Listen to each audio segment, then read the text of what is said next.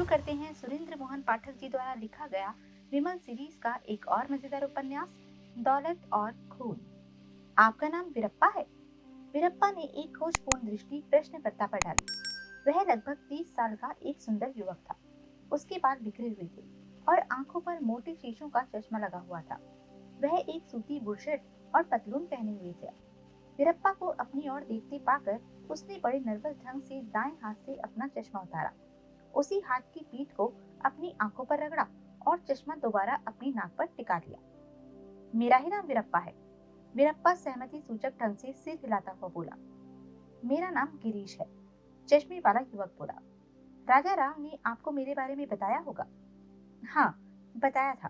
फरमाइए। युवक ने अपने आसपास दृष्टि दौड़ाई। वह ज्वेलरी का एक विशाल शोरूम था। संयोगवश उस समय काउंटर के दूसरे सिरे पर केवल एक ही ग्राहक मौजूद था, जो कि एक अधेड़ सी उम्र की महिला थी। काउंटर के पीछे वीरप्पा के अतिरिक्त दो और सेल्समैन थे। उनमें से एक बोर होता हुआ जमाइयां ले रहा था और दूसरा उस अधेड़ उम्र की महिला को अटेंड कर रहा था। युवक हिचकिचाया। फरमाने के लिए वह उचित स्थान नहीं था। वीरप्पा ने उसकी हिचकिचाहट भांप ली। मेरे साथ आइए, वह बोला। वीरप्पा उसे काउंटर के पीछे एक छोटे से कमरे में ले आया। उसने कमरे का दरवाजा भीतर से बंद कर दिया। अब फरमाइए, वीरप्पा बोला। युवक ने सच्चे मोतियों का एक शानदार हार निकालकर वीरप्पा के सामने रख दिया। हार पर निगाह पड़ते ही वीरप्पा के नेत्र फैल गए। उसने हार उठा लिया और एक पारखी की निगाह से उसे अपने हाथों में उलटने पलटने लगा। कई क्षण बाद वह बोला, कीमती चीज है, इसकी कीमत 1 लाख रुपया है। युवक धीरे से बोला, जरूर होगी। वीरप्पा सहमति सूचक ढंग से सिर हिलाता हुआ बोला। युवक चुप रहा। मुझसे क्या सेवा चाहते हैं आप? युवक एक क्षण हिचकिचाया और फिर धीमे स्वर में बोला, मैं इसे बेचना चाहता हूँ। यह है हार? वीरप्पा एक एक शब्द पर अटकता हुआ बोला। चोरी का है? जाहिर है, युवक शांति से बोला। अगर यह मेरी अपनी खरीद होती तो मैं इसे धड़ल्ले से कहीं भी बेच सकता था। राजा राम ने कहा था कि इस सिलसिले में आप मेरी जरूर मदद करेंगे। युवक आशापूर्ण स्वर में बोला। जरूर मदद करूंगा साहब, लेकिन अगर आप मुझे इसकी आधी कीमत भी दिलवा दें तो मैं आपको 5,000 रुपए देने को तैयार हूँ। चोरी की माल की आधी कीमत मिलना भी मुश्किल होता है साहब। आप ज्यादा से ज्यादा क्या दिलवा सकते हैं? मैं आपको जरा 1 मिनट ठहरिए, टेलीफोन की घंटी बज रही है, मैं अभी हाजिर होता हूँ। वीरप्पा हार को वहीं छोड़कर बगल के कमरे में घुस गया। उसने अपने पीछे द्वार बंद कर दिया। उस कमरे में टेलीफोन मौजूद था, लेकिन उसकी घंटी नहीं बज रही थी और न ही वह पहले बजी थी। वीरप्पा ने टेलीफोन का रिसीवर उठाया और एक नंबर डायल कर दिया। वह संपर्क स्थापित होने की प्रतीक्षा करने लगा। बॉस, दूसरी ओर से उत्तर मिलते ही वह बोला, कुप्पू स्वामी की जगह भरने के लिए चौथा आदमी मिल गया समझिए। क्या मतलब? दूसरी ओर से किसी का अधिकारपूर्ण स्वर सुनाई दिया। मेरा राजा राव नाम का दोस्त है। उसने मुझे बताया था कि उसका कोई गिरीश नाम का जानकार एक चोरी का हार बेचना चाहता है। वह जानकार एक हार लेकर मेरे पास आया है। वह 1 लाख रुपए की कीमत का सच्चे मोतियों का हार है और मैं उस हार को पहचानता हूँ। और हार लाने वाले को? उस हार की वजह से अब मैं हार लाने वाले को भी पहचानता हूँ। हार को कैसे पहचानते हो तुम? आप जानते हैं, पहले मैं मुंबई में भीम जी सोहराब जी ज्वेलर्स के यहाँ काम करता था। 5 साल पहले वह मोतियों का हार बम्बई के इन्हीं गिने रईसों में एक सर गोकुलदास ने भीम जी सोहराब जी ज्वेलर्स के यहाँ से खरीदा था।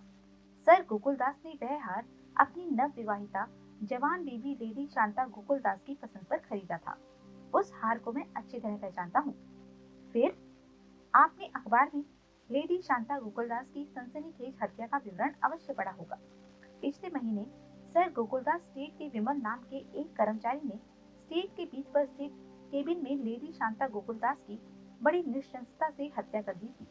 पुलिस का अनुमान है कि मोतियों के हार के लालच में ही विमल ने बीच वाले केबिन में वीनस की भारी प्रतिमा के प्रहार से लेडी शांता गोकुलदास की हत्या कर दी थी और फिर सर गोकुलदास की ही मोटर बोट पर समुद्र के रास्ते भाग निकला था। पुलिस ने उसका पीछा किया था, लेकिन तब गोकुलदास की मोटर बोट की रफ्तार का मुकाबला करने वाली मोटर बोट पुलिस के पास तो क्या, सारी बंबई में किसी के पास नहीं थी। परिणाम स्वरूप विमल भागने में सफल हो गया था। तुम कहीं यह तो नहीं कहना चाहते कि तुम्हारे दोस्त राजा राव का वह गिरीश नाम का जानकार ही विमल है? Absolutely correct sir. वीरप्पा तनिक उत्तेजित लेकिन धीमे स्वर में बोला।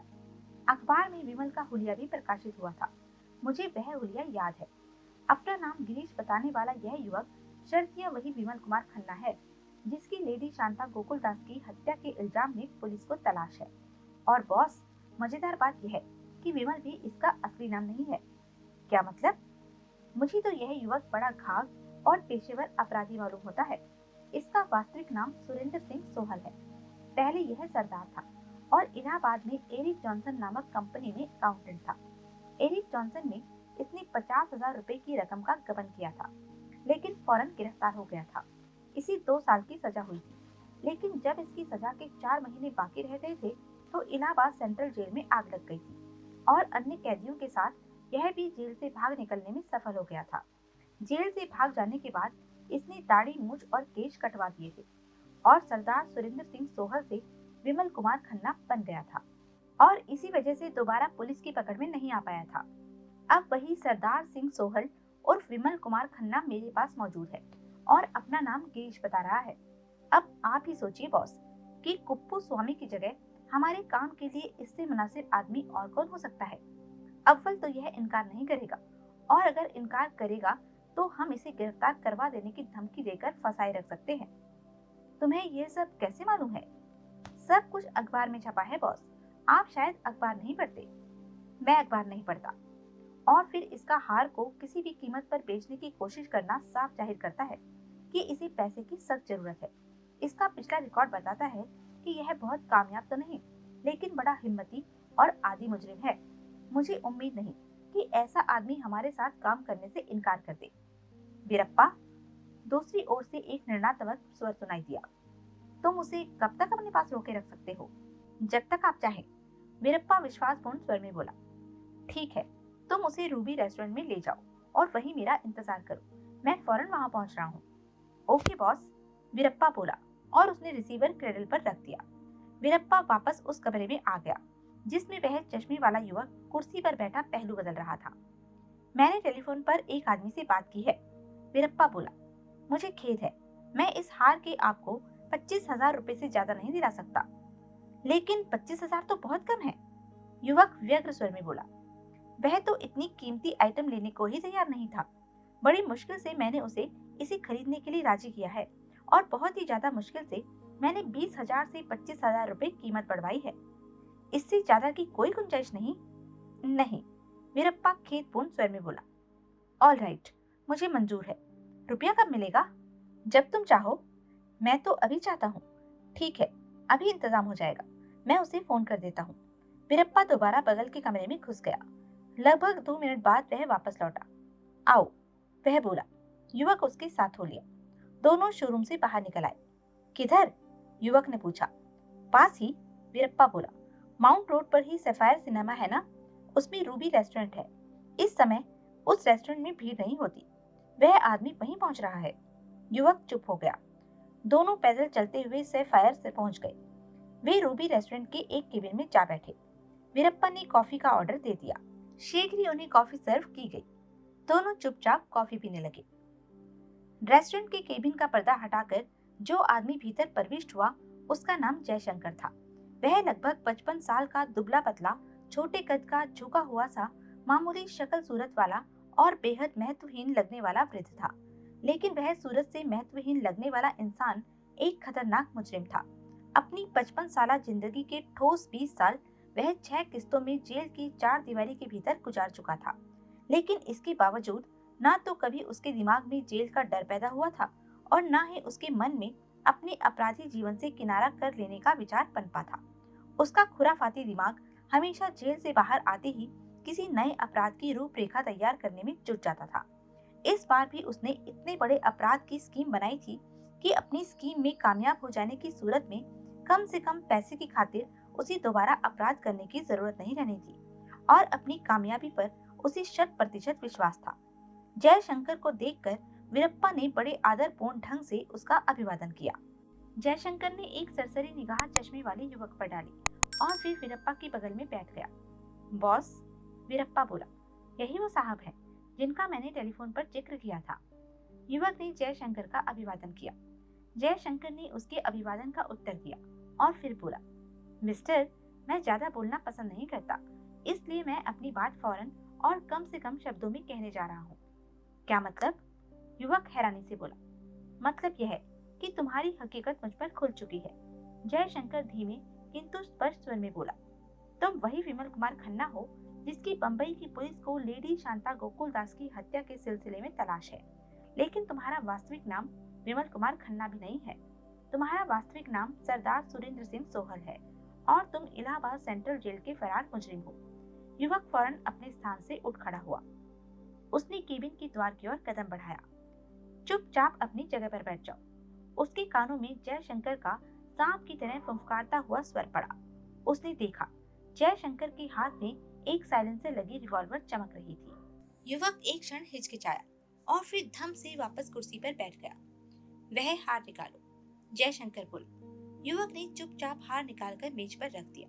जयशंकर ने हार अपनी जेब के हवाले किया और बोला, यह हार मेरे पास तुम्हारी अमानत है। मेरा काम हो जाए फिर यह हार तुम्हें वापस लौटा दिया जाएगा। हालांकि मुझे विश्वास है कि मेरा काम हो जाने के बाद इस हार की तुम्हें जरूरत नहीं रहेगी। तब तक तुम 12.5 लाख रुपए की मोटी रकम के स्वामी बन चुके होंगे। और तुम्हारा क्या काम है? युवक बोला, धीरे धीरे सब मालूम हो जाएगा, लेकिन पहले हम यह तय कर लें कि तुम किस नाम से पुकारा जाना पसंद करोगे, गिरीश के नाम से, विमल कुमार खन्ना के नाम से, या फिर सरदार सुरेंद्र सिंह सोहल के नाम से? मेरे ख्याल से विमल ही ठीक रहेगा, युवक सहज स्वर में बोला। वेरी वेल, जयशंकर बोला। तो मिस्टर विमल, तुम मेरे साथ काम करके 12.5 लाख रुपए कमाना चाहते हो या अभी इसी वक्त जेल जाना चाहते हो? मैं जेल नहीं जाना चाहता, समझदार आदमी हो, लेकिन मैं तुम्हारे साथ काम भी नहीं करना चाहता। यह संभव नहीं, जयशंकर कठोर स्वर में बोला।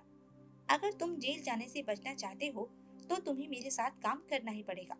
मुझे तुम्हारे जैसे एक हिम्मती और पेशेवर मुजरिम के सहयोग की सख्त जरूरत है। तुम्हें मुझसे निराश होना पड़ेगा मिस्टर जयशंकर, युवक बोला। मैं ना हिम्मती हूँ और ना पेशेवर मुजरिम हूँ। Don't tell me that, Jaishankar उपहासपूर्ण स्वर में बोला। जेल तोड़कर भाग निकलना और किसी का खून करके भी पुलिस के हाथ न आना एक पेशेवर और हिम्मती मुजरिम का काम नहीं तो किसका काम है? तुम जो मर्जी समझो, लेकिन हकीकत यह है कि मैं पेशेवर मुजरिम नहीं हूँ। जो 2 अपराध मैंने किए हैं उसमें हालात की मांग और वक्ती जुनून का बहुत बड़ा हाथ था। जेल से मैं इसलिए भागा था क्योंकि और कैदी भाग रहे थे और औरों के साथ भी झोंक में भाग निकला था।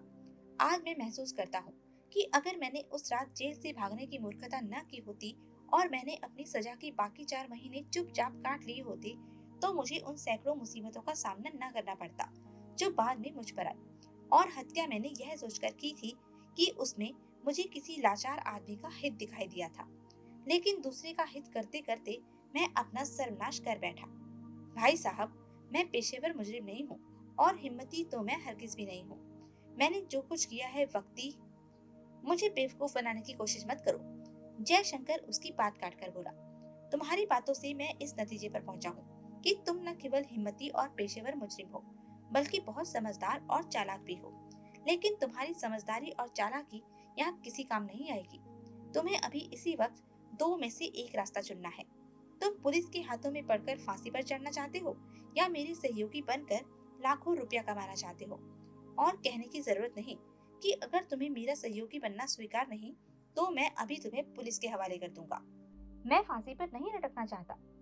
तो फिर तुम मेरा सहयोगी बनना स्वीकार करो। तुम्हारा सहयोगी बनकर मुझे क्या करना होगा? वक्त आने दो, तुम्हें सब मालूम हो जाएगा।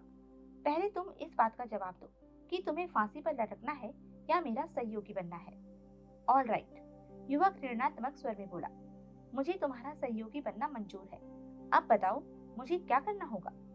वह मैं तुम्हें बाद में बताऊंगा। फिलहाल मैं तुम्हें बधाई देता हूँ कि तुमने एक समझदारी भरा फैसला किया है। मैं तुम्हें विश्वास दिलाता हूँ कि अपने इस फैसले की वजह से तुम्हें पछताना नहीं पड़ेगा। देखते हैं, युवक चिंता युक्त स्वर में बोला। रहते कहाँ हो? जयशंकर ने पूछा। सब जगह और कहीं भी नहीं। क्या मतलब? मतलब यह है कि जहाँ रात हो जाती है वहीं सो जाता हूँ, लेकिन अक्सर मेरीना बीच की रेत पर ही सोता हूँ। आज से तुम वीरप्पा के साथ रहोगे। वीरप्पा रात को तुम्हें मेरे ठिकाने पर ले आएगा। वहां मैं तुम्हें बाकी साथियों से मिलाऊंगा। और भागने की कोशिश मत करना। भागने की कोशिश करोगे तो सीधे पुलिस के हाथों में पहुंचोगे।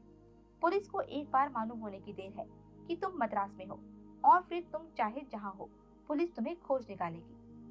अब मैं भागकर क्या करूंगा? मेरा भागने का साधन तो तुमने अपनी जेब में रख लिया है। तुम्हारा हार मेरे पास तुम्हारी अमानत है।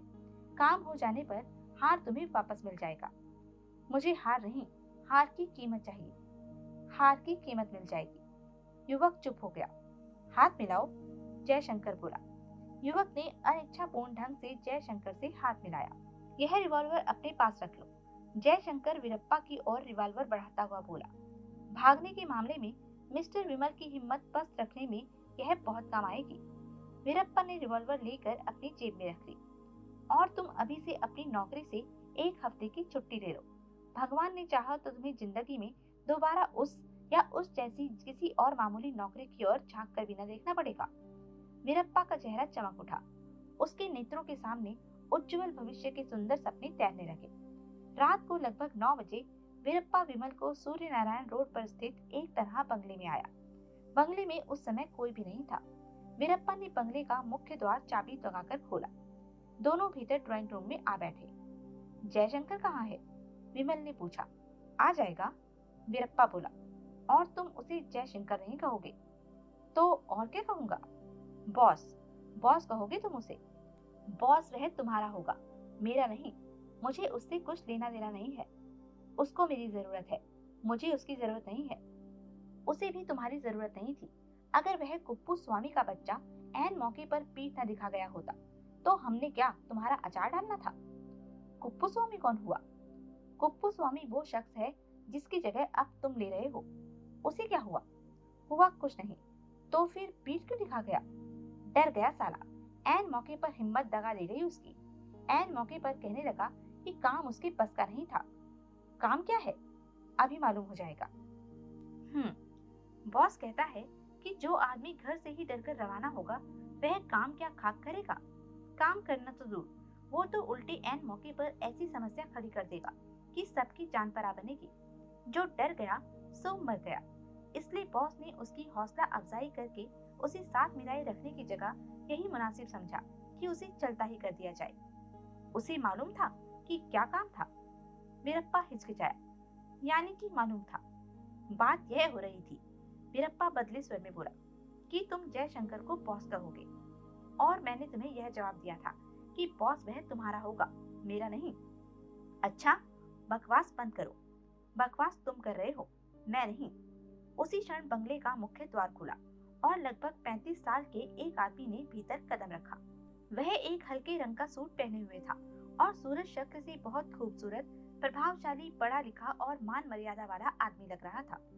वीरप्पा ने उसका विमल से परिचय करवाया। विमल को मालूम हुआ कि उसका नाम सदाशिव राव था। सदाशिव राव आकर विमल के बगल में बैठ गया। उसने अपनी जेब से पनामा का पैकेट निकालकर वीरप्पा और विमल की ओर बढ़ाया। दोनों ने एक एक सिगरेट ले लिया। सदाशिव राव ने भी विमल का सिगरेट सुलगाया और फिर अपना सिगरेट सुलगा लिया। तीनों चुपचाप सिगरेट पीने लगे। विमल सिगरेट की कश लगाता हुआ अपने अतीत के बारे में सोचने लगा। उस रात शांता गोकुलदास की हत्या के बाद वह सर गोकुलदास की मोटर बोट पर जुहू से भागा था, तो उसने गोवा के समीप एक अनजान समुद्री किनारे पर ही आकर दम लिया था। पुलिस ने उसका पीछा किया था, लेकिन उसे विमल की हवा भी नहीं लगी थी। मोटर बोट के केबिन में उसे जॉनी वॉकर की 2 बोतलें पड़ी मिल गई थी। उन्हें 200 रुपए में बेचकर लगभग फौरन ही गोवा से कूच कर गया था। मोटर बोट उसने वहीं छोड़ दी थी। बाद में कई रेलगाड़ियों के धक्के खाता हुआ मद्रास पहुंच गया था। 200 रुपयों ने उसका ज्यादा दिन साथ नहीं दिया था। 200 रुपए जल्दी ही पेट का ईंधन जुटाने में ही खर्च हो गए थे। अंत में हालत यह हो गई थी कि उसकी जेब में एक नया पैसा भी नहीं था, लेकिन था सच्चे मोतियों का एक हार जिसकी कीमत 1 लाख रुपए थी। उसी हार को बेचकर पैसा जुटाने के चक्कर में वह फिर मुसीबत में फंस गया था और अभी पता नहीं उस मुसीबत में उसे कितना गहरा धंसना था। मुंबई में लेडी शांता गोकुलदास ने उसे गोकुलदास स्टेट में नौकरी दी थी, तो वह समझा था कि उसकी मुसीबत के दिन खत्म हो गए थे। उसने समझा था कि अब वाहे गुरु को भी मालूम हो गया था कि उसे बहुत सजा मिल चुकी थी। लेकिन जब लेडी शांता गोकुलदास ने उसे अपने पति की हत्या करने के लिए बकायदा ब्लैकमेल करना शुरू किया तो उसका भरम टूट गया। उसे मुसीबतों से छुटकारा नहीं मिला था, वह केवल आसमान से गिरा था और खजूर में अटका था, और अब वह खजूर से गिरकर भी रास्ते में ही कहीं अटक गया था, जमीन पर नहीं पहुंचा था। विमल ने एक आह भरी और मन ही मन बोला, जो तुझ भावे नानका सोई भली कार। बंगले का मुख्य द्वार फिर खुला और एक टाइट पतलूनधारी झप्पेदार बालों वाले युवक ने भीतर कदम रखा। वीरप्पा ने विमल से उसका परिचय अब्राहम के नाम से करवाया। अब्राहम ने बड़े विलायती अंदाज से विमल से हाथ मिलाया और फिर एक कुर्सी पर बैठ गया। बॉस नहीं आया? उसने वीरप्पा से पूछा। वीरप्पा ने नकारात्मक ढंग से सिर हिला दिया। विमल फिर सिगरेट पीने में मगन हो गया। उसे आशा थी कि लाख रुपए की कीमत का सच्चे मोतियों का हार अगर चोर बाजार की कीमत में भी बिकेगा तो उसे कम से कम 40,000 रुपए मिल जाएंगे। संयोगवश उससे राजाराव नाम का एक आदमी टकरा गया था, जिसने विमल को एक बड़े भरोसे वाले आदमी के पास भेज दिया था। लेकिन वही भरोसे वाला आदमी वीरप्पा अब उसके लिए मुसीबत बन गया था।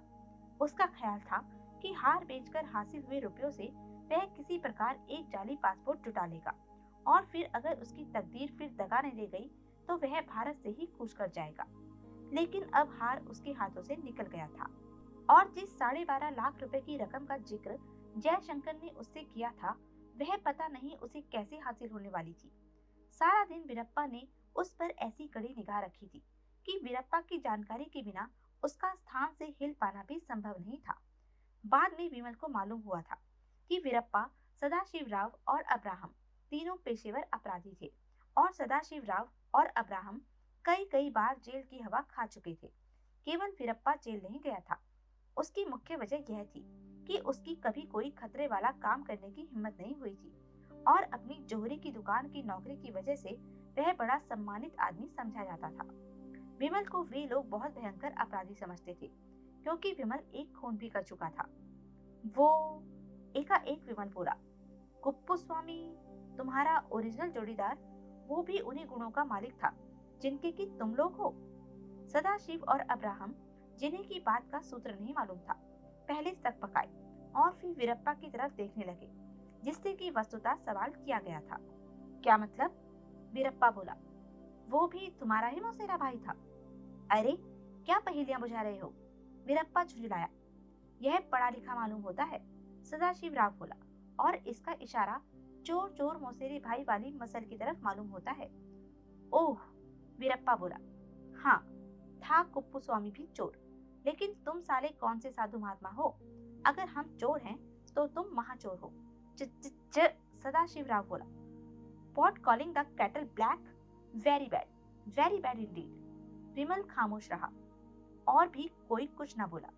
विमल ने सिगरेट का आखिरी कश लगाकर उसे फर्श पर फेंक दिया। उसी क्षण ड्रामे के सबसे महत्वपूर्ण पात्र के अंदाज से जयशंकर ने भीतर कदम रखा। वीरप्पा, सदाशिवराव और अब्राहम तत्काल उठकर खड़े हो गए, लेकिन विमल ने अपने स्थान से हिलने का प्रयत्न नहीं किया। जयशंकर ने एक तीव्र दृष्टि विमल पर डाली और एक कुर्सी घसीटकर उन लोगों के सामने बैठता हुआ बोला, बैठ जाओ दोस्तों। सब बैठ गए। मुझे उम्मीद है अब तक आप सब लोग एक दूसरे को अच्छी तरह जान पहचान गए होंगे। कोई कुछ नहीं बोला। अब मैं आपके सामने उस ऑपरेशन की रूपरेखा प्रस्तुत करता हूँ, जिसके सफल हो जाने पर 70 लाख रुपए की भारी रकम हमारे हाथों में होगी। 70 लाख रुपए? अब्राहम के नेत्र फैल गए। वही हाल सदाशिव राव का भी हुआ। केवल वीरप्पा के चेहरे पर कोई भाव न आया। शायद उसे सारे सिलसिले की पहले से ही जानकारी थी। करेक्ट, जयशंकर प्रभावपूर्ण स्वर में बोला, और वह रुपया सोमवार रात को मद्रास की ही नहीं बल्कि भारत की शान के तौर पर समझे जाने वाले 70,000 सीटों वाले विशाल अन्ना स्टेडियम में मौजूद होगा। अन्ना स्टेडियम? अब्राहम के मुंह से निकला। सोमवार रात को तो सदाशिव राव बोला, वहाँ कोई बहुत बड़ा शो होने वाला है, बाढ़ पीड़ितों की सहायतार्थ। जयशंकर बोला, उस शो में सारे संसार के कलाकार आमंत्रित हैं। अमेरिकी पॉप सिंगरों और बम्बई के फिल्मी सितारों की वहाँ खास तौर से भरमार होगी। रॉक म्यूजिक का ऐसा लाइव प्रोग्राम होना बताते हैं जैसा कि कम से कम हिंदुस्तान में पहले कभी नहीं हुआ होगा।